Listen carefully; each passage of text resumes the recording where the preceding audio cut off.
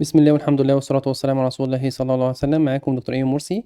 بناء على طلب الزملاء في جروب الواتساب والتليجرام، النهارده هنسجل إن شاء الله الفويس سريع من 5 ل7 دقايق.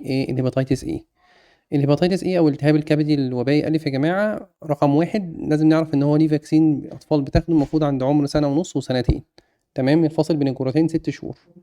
ده أول معلومة عاوزك تعرفها.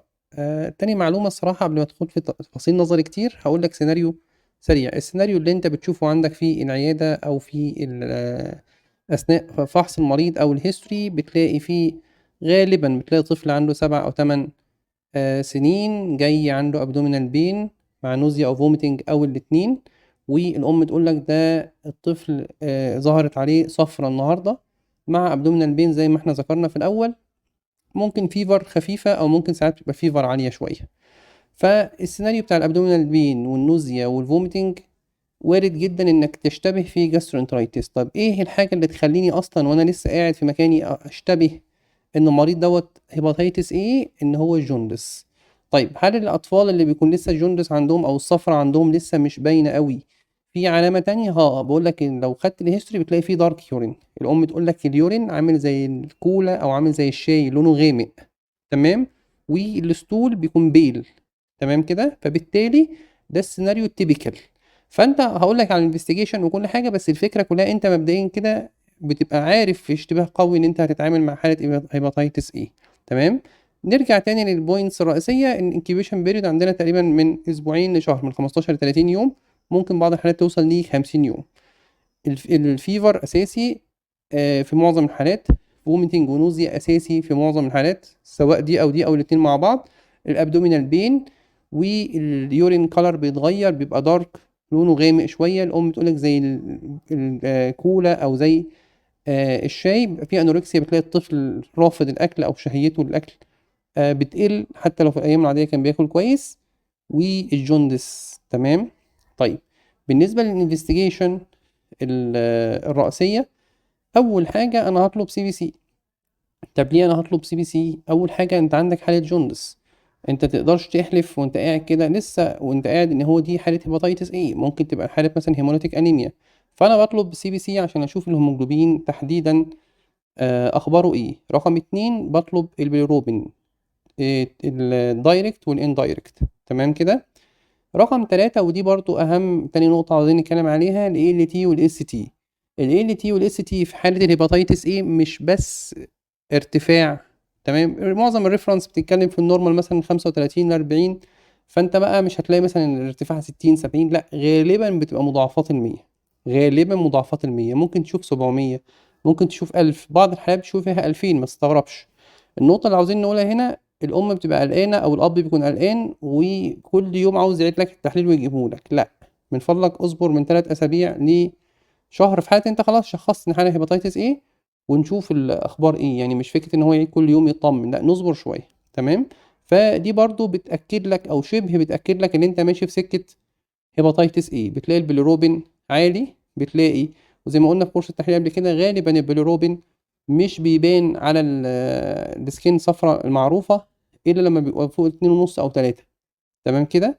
طيب فإذا ال LT وال ST ده تالت تحليل. يبقى أول حاجة عشان ما ننساش طلبنا السي بي سي. ليه السي بي سي؟ عشان أدور على حاجتين. أول حاجة الهيموجلوبين بيكون واقع، فيبقى ماشي معايا أكتر في موضوع هيموليتيك أنيميا. طب يا دكتور هو افرض هو أصلا عنده أنيميا، هقول لك إن بيكون الهيموجلوبين قليل وبتلاقي ال LT وال ST كويسين. تمام، وفي نفس الوقت السي بي سي هستفيد منه حاجه تانية، الليكوسايتس بتكون عاليه فبالتالي الليكوسايتوزس ماشيه مع سكه الانفكشن. بس هل ده ضروري؟ هل لازم الاقي الوايت بسيلز اعلى من 10000 او 11000؟ اقول لك مش شرط، بس لما بيكون عاليه دوت جايد يو برضو ان انت ماشي مع سكه انفكشن، مش هيموليتيك انيميا او تكسير في كرات الدم بصفه عامه يعني.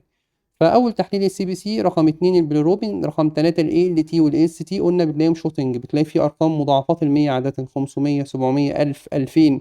تمام.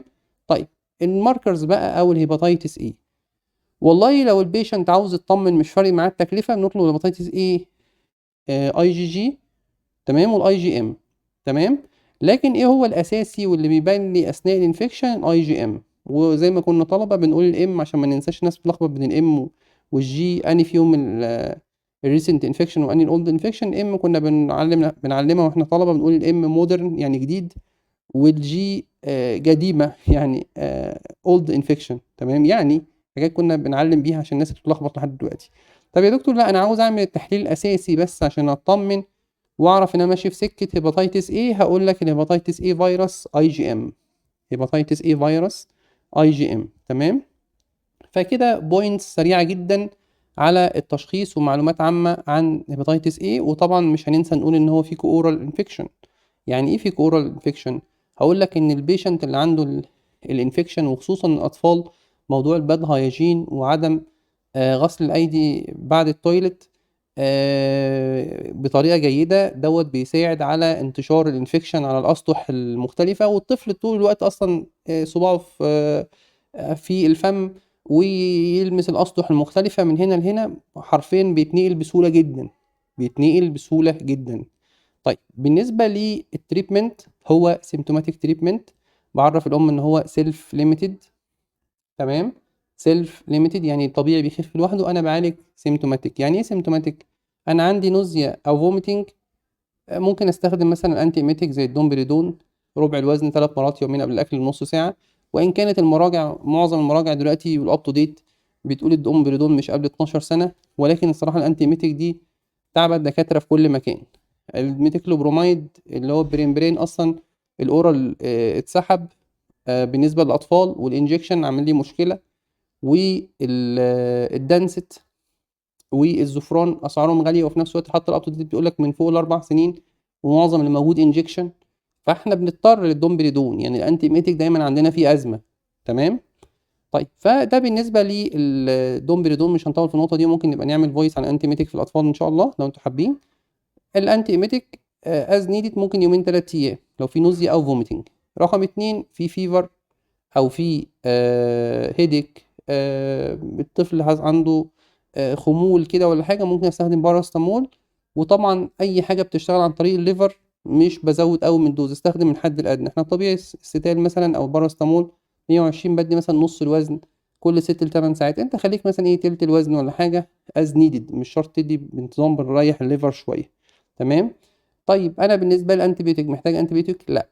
بالنسبه للحاجات اللي بتعمل ليفر سبورت، سيلمارين واخواته الهيباتيكم بقى والحاجات ديت، هقول لك هي في المراجع والجايد لاين عشان اكون امين معاك هي مش مذكوره تقريبا، ولكن ان براكتس الصراحه هي كليفر سبورت احنا ساعات بنستخدمها. الهيباتيكم اللي هو الشرب بستخدمه عاده، الجرعه بتبقى من ربع لتلت الوزن 3 مرات يومين او مرتين يوميا لمده مثلا اسبوعين لشهر.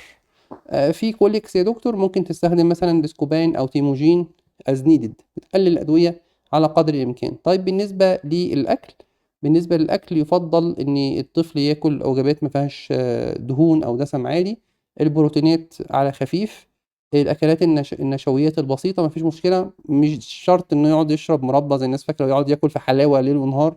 احنا بنتكلم في الكربوهيدرات بصفه عامه الخفيفة ما فيش منها أي مشكلة، حتى المخبوزات الخفيفة بس ما يكونش فيها زيوت أو دهون عالية، مع طبعا جود هايدريشن مع المتابعة للمريض. أتمنى يا رب يكون الفويس الناس استفادت منه، وأسألكم الدعاء، والسلام عليكم ورحمة الله وبركاته.